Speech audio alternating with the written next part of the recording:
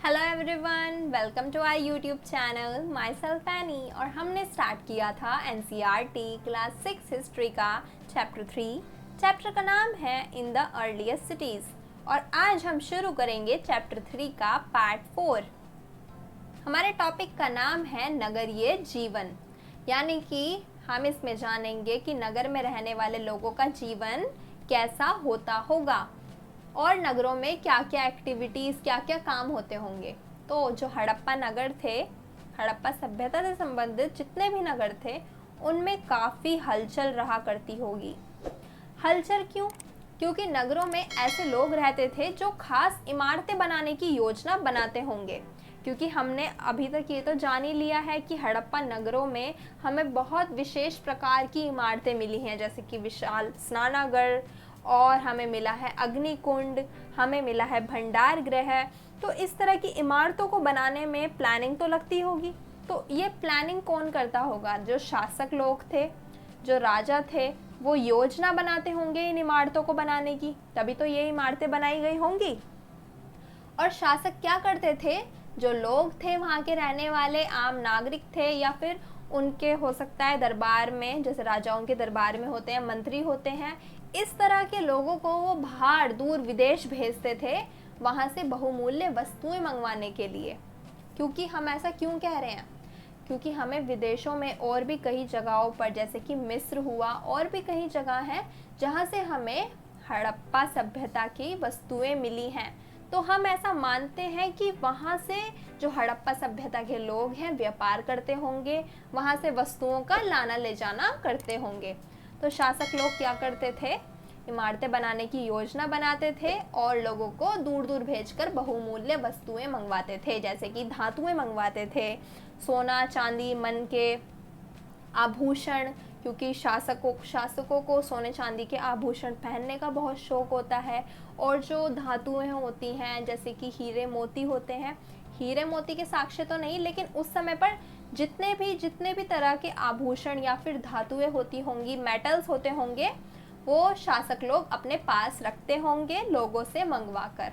सोने चांदी के आभूषण, खूबसूरत मन के, वो अपने पास रखते थे।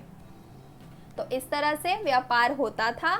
हमारे जो हड़प्पा नगरों से भी लोग वस्तुएं खरीदने के लिए बाहर से आते थे और हमारे यहाँ के लोग भी दूर देशों में जाकर बहुमूल्य वस्तुएं लेकर आते थे।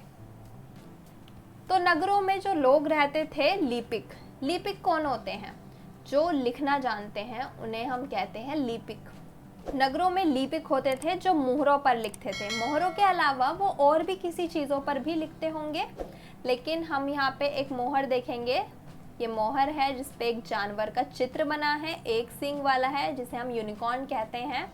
हालांकि ये एक काल्पनिक जानवर है अभी तक, लेकिन हड़प्पा सभ्यता से संबंधित हमें जितनी भी मोहरें मिली हैं हड़प्पा सभ्यता में, वहाँ पे हमें इस तरह के जानवरों का चित्र बहुत मिला है, जो एक सींग वाला यूनिकॉर्न है। और ये इन्होंने मोहरों पे कुछ लिखा भी हुआ है।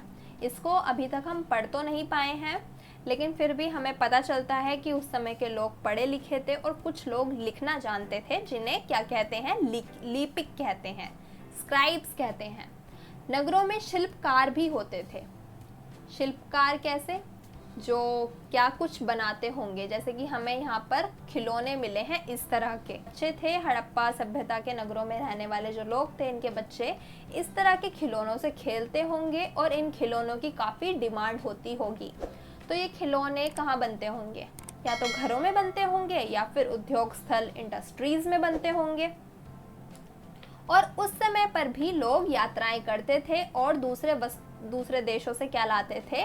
वस्तुएं लाते थे। क्योंकि अभी मैंने बताया थोड़ी देर पहले कि दूसरे देशों में भी हमें हड़प्पा सभ्यता की बहुत सारी चीज़ें मिली हैं, जिससे हमें पता चलता है कि यहाँ के लोग वहाँ गए होंगे या वहाँ के लोग यहाँ ज़रूर आए होंगे, तभी तो ये चीज़ों का आदान प्रदान हुआ है।